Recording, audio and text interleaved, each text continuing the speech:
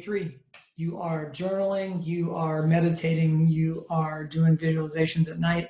If you're not, you're going back and watching those videos on those. We're going to keep this short today. So today we're talking about the importance of understanding your feelings, owning your emotions. What is your emotional reality? I've got mindset videos on actually explaining your reality to others and accepting your reality. But today we're going to talk about the psycho-evolutionary 8 emotional categories. Some people have said there's like as few as 3. Some people have said there's as many as 11 basic emotions, but we're going to go with the psycho-evolutionary perspective. In that perspective, you're looking at essentially pairs. So anger would be paired with fear. These would be considered opposites, which is interesting, right? Anger and fear, a lot of times you could overcompensate with one for the other. You'll notice in yourself. Anticipation, the opposite feeling of that might be surprise.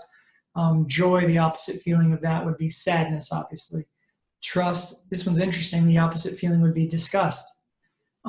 So what are the points of these feelings? What are the evolutionary reasons we might have them? Just in a basic context, disgust would be rejecting things that aren't healthy for us.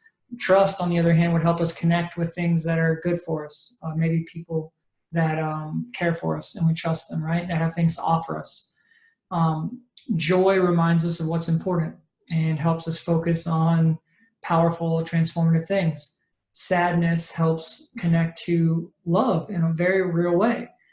Even though on Robert Plutchik's emotional wheel, which I recommend everyone take a look at, it's like a 3-dimensional model that lists feelings, and they go in order of intensity inside of essentially a circle that like grows from a cone. So it might have annoyance turning to anger, turning to rage, interest, anticipation, and vigilance. And the combination of those two would be aggressiveness.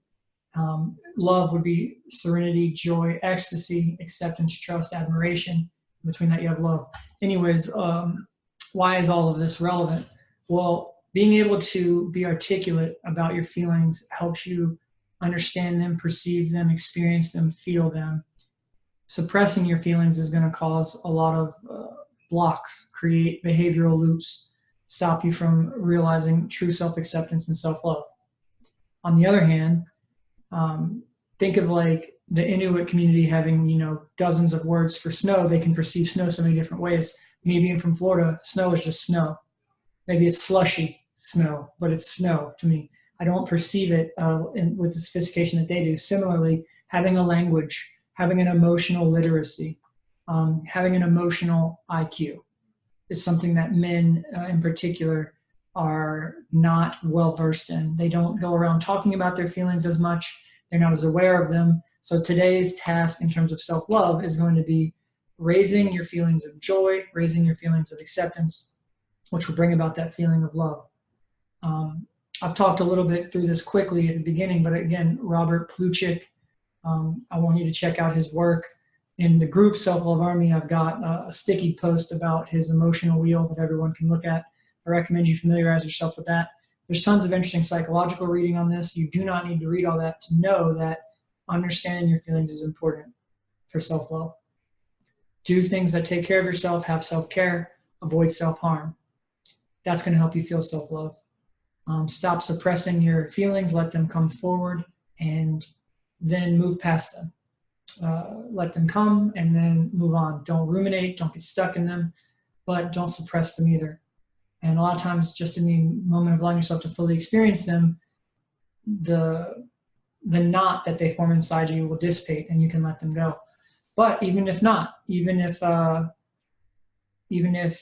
you just feel some anger for a second and then you're having trouble letting that go, well, then you know that there are behavioral strategies for that now. We've talked about meditation. We've talked about visualization.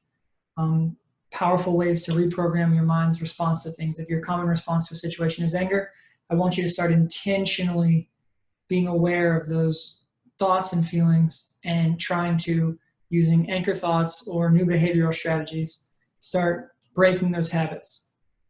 Also, identify the emotional triggers behind those. You need to become self-aware, basically. So today's video is just a call to action for emotional awareness. This is the kind of thing I want you to be learning about, both in yourself and with others. So today's task, this was a long introduction for a short task. Talk about your feelings with others. Accurately identify them, talk about them. And in your journaling that you should be doing, write about them. So I'm going to give you 2 assignments. 1, talk to others about your feelings. Do this at least once a day for the next week. And 2, I want you to write 1 short story focused on a main character who's having an emotional issue. Write a fictional story about a main character who's having an emotional issue. Write that story.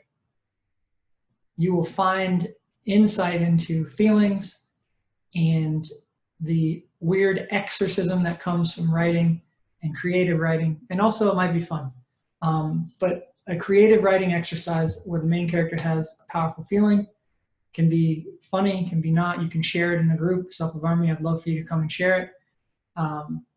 Maybe I'll make a section for guys that are doing this to post the really good ones. But write that short story, talk to you about your feelings, and let's keep this going. Day 3 in the books. All right, guys, we'll see you tomorrow.